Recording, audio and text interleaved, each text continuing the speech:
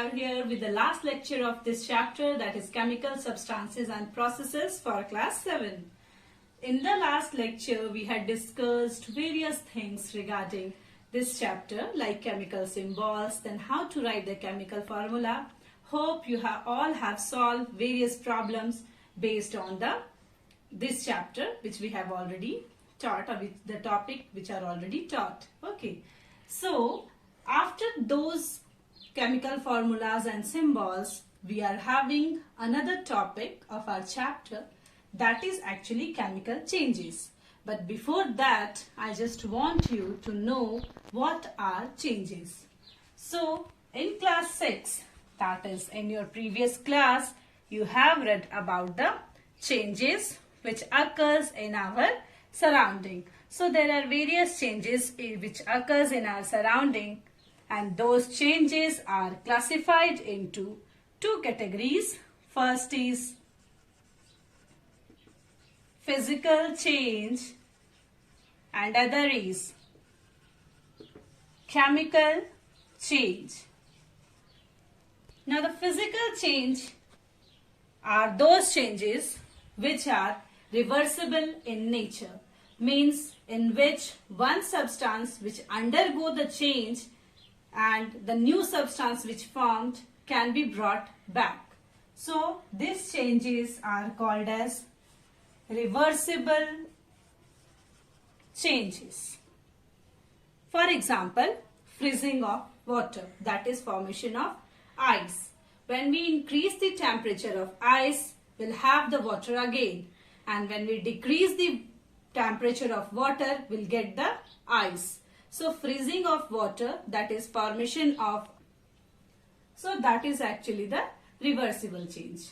So reversible changes are those changes in which the new substance formed can be brought back to the original one. Now the next category of changes are the chemical change. So the chemical changes are irreversible changes. Irreversible changes means those changes in which the new substance formed cannot be brought back to the original substances. Like growth of a plant, we cannot brought back it again. Okay, from a tree, we cannot brought back a herb or a shrub, okay, or a baby plant. So there are these type of changes, physical change and chemical change.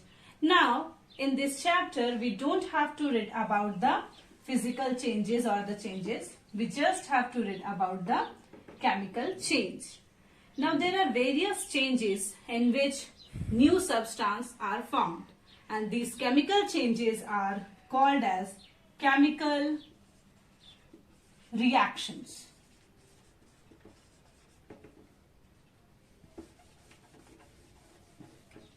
We can define these chemical reactions as chemical changes in which one substance get changed into a new substance. Now the substance which undergo the chemical reaction are called as reactants, and the new substance formed after the chemical reaction are called as products. So reactants, products. So reactants, what are the reactants? Substances which undergo changes. And this is the new substance formed. New substances formed is called as products. Now, have you seen various chemical reaction written as H2 plus O2 gives H2O, C plus O2 gives CO2, Na plus Cl gives NaCl. Have you seen these types of symbolizations of reactions. What is this? These are actually the chemical equations. So, how can we define the chemical equation? We can define it as chemical equation. So, we can define it as the representation, or you can write the symbolic representation. Symbolic representation of chemical reaction. Symbolic representation of chemical reaction are called as chemical equation. In chemical equation, reactants are written on left hand side and products are written on right hand side. In between, arrow is present. So it shows the changes, that is reactants, actually it is reactants, changes to products. So chemical equation is the symbolic representation of chemical reactions. Now the next part of this chapter is balancing of chemical equation. Why we need the balancing? For this question you have to wait because this answer is given in class 10. So in your standard you just have to know that every chemical equation needs to be balanced. Now how we can balance a chemical reaction, or what we can understand by the balancing of a chemical equation? Balancing means the number of atoms of reactants should be equal to the number of atoms to the products, or we can say the number of atoms to the left hand side is equal or should be equal to the number of atoms of right hand side. So let's see how we can balance a chemical equation. Okay, so here we are with some of the questions for balancing of chemical equation. Now you have to know that how we can balance a chemical equation. The first task is to count the number of atoms of reactants and products. So let's see the first question. H2 plus O2 gives H2O. Let's just count the number of atoms in reactant side. Here hydrogen 2, on product side hydrogen 2. Reactant side oxygen is 2, but here oxygen is 1. So we have to balance this oxygen. One thing you should have keep in mind that we have to add any number before the formula. So if we have to balance the oxygen, we are not supposed to write any of the digit in the subscript. We have to write it in front of the formula. Now, this is one of the rule. Second rule is, after doing any change in a chemical equation, you have to check the whole reaction. So, check the reaction once. Here, the number of hydrogen is 2, but here you can see that the number of hydrogen becomes 2 into 2, that is 4. So, for balancing oxygen, we disturb the hydrogen. So, we need to balance the hydrogen now. We have to put 2 over here. Now, it becomes 2 2s are 4, 4 hydrogen, 4 hydrogen, 2 oxygen, 2 oxygen. So now the reaction is balanced. For your convenience, you can also write in the box form LHS, RHS, or you can say reactant product. So you can write hydrogen, number of hydrogen. Earlier it was 2, here it was 2. This is the alternate method. Number of oxygen in the reactant side 2, in the product side it is 1.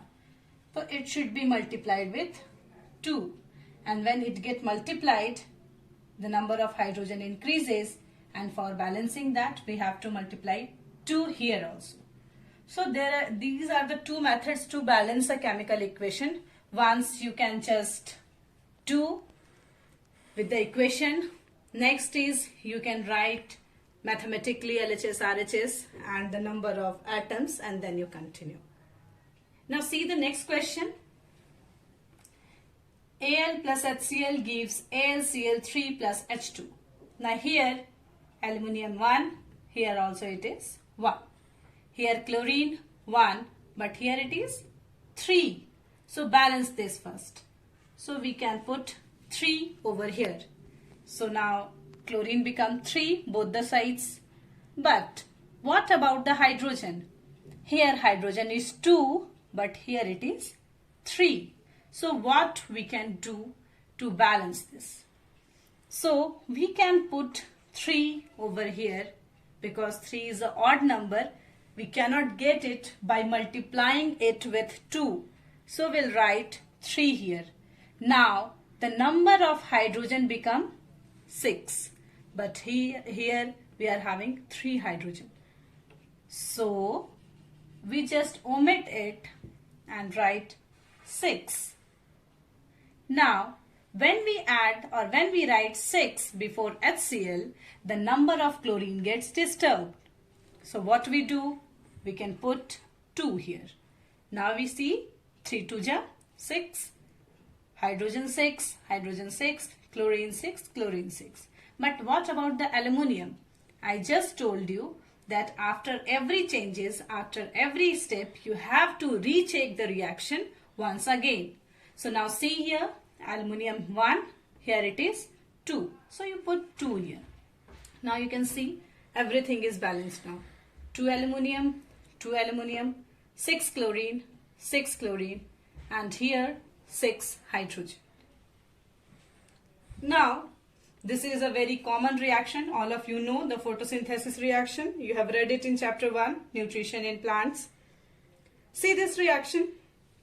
Number of carbon is 1, but here it is 6. So our first task is we can put 6 over here. So the number of carbon is 6 here. Here also it is 6. Now moving towards the number of hydrogen. It is 12, but here it is 2. So what we can do? We just multiply these 2 with 6. So it becomes 12. Here also it is 12. And the number of oxygen. Now see the number of oxygen in reactant size. 6 2 ja 12 plus 6. So it becomes 18. Okay. So total number of oxygen in reactant side is 18. But here it is 6 plus 2, 8. We have to see the overall number of atom in reactant side and product side. So here we can see that it is 8. What we can do? We can add, I am writing with other pen so that you could identify the changes. We can add 6 here. Now see the reaction. It is balanced now. 6 2 ja 12 plus 6, 18 oxygen, 6 carbon, 6 carbon, and 12 hydrogen, 12 hydrogen. So that's how we can balance a chemical equation. Now moving towards the next, it is very simple one. H2, here H1. So we multiply it with 2. Hydrogen 2, hydrogen 2, chlorine 2, and now automatic the chlorine become 2 here. Now after these type of reaction, one more type of question can come in your exam, that is C plus O2 CO2. You just see this reaction. Number of carbon is 1 here. Here also it is 1. Number of oxygen is 2. Here also it is 2. So this reaction is already a balanced chemical reaction. So if it is a already balanced reaction, you need not to balance the reaction again. So we are having balancing of chemical equation, and this is a very important section. In class 10 also you have to read about this topic, but in your standard you are having very elementary ideas. So just practice it, and if you have any doubt regarding balancing of chemical equation, you can ask in in the comment box of this video. Now, the last topic of this chapter is types of chemical reaction. So, just proceed towards it. There are various types of chemical reactions, but in class 7, we have to read about only 3 types of chemical reactions. Very first is, we can write the heading as types of chemical reaction. So, very first type is combination reaction. Combination reaction is that type of reaction in which different reactants, one or more than one reactants, combine together to form one product. So, you can identify any combination reaction by its product. If the product is only one, then it is combination reaction. So, when various reactants or 2 or more than 2 reactants combine together to form a single product, then that reaction is called as combination reaction. As for example, we can see hydrogen plus oxygen, it will have water. Now, just now we have read about the balancing of chemical equation. So, just balance this equation. So, this is one of the example of combination reaction. You can write the definition as when 2 or more than 2 reactants combine together to give a single product, then it is called as combination reaction.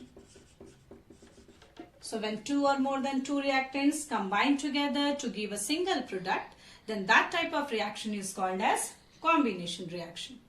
Now, moving towards the next type of reaction, that is decomposition reaction. Now, this decomposition reaction is just opposite to that of the combination reaction, because in this type of reaction, single reactant breaks into 2 or more than 2 products. Here we can see that the reactants is 2 or more than 2, product is single. But in decomposition reaction, reactant is single and it breaks into 2 or more than 2 products. For breaking it, we need some energy, and that energy is in different forms. That is, it can be in the form of light, it can be in the form of heat, it can be in the form of electric current, and etc. So, decomposition reactions are those reactions you can write when a single reactant breaks into 2 or more than 2 products. In bracket, with you can write with the help of energy, is called as decomposition reaction. Example you can write as silver chloride, that is AgCl, in the presence of sunlight breaks into Ag plus Cl2. So, since we have learnt about the balancing, you can write 2AgCl gives 2Ag plus Cl2. So here we can see that the reactant is 1, product is 2, or it can be more than 2. So decomposition reaction is just opposite to that of the combination reaction, because in combination reaction the product is single and in decomposition reaction the reactant is single. Now in your class you are having one more type of chemical reaction, that is displacement reaction.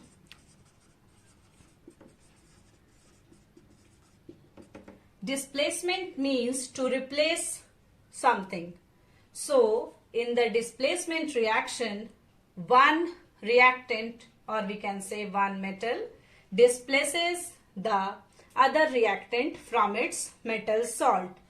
So we can write when, actually it is more reactive, but the detailed study you have to do in class 10. So you can write just when one metal displaces the other metal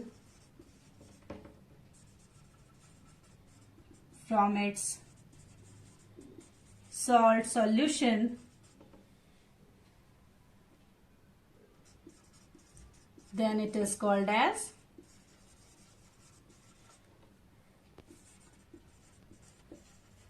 displacement reaction. So you can see here Zn plus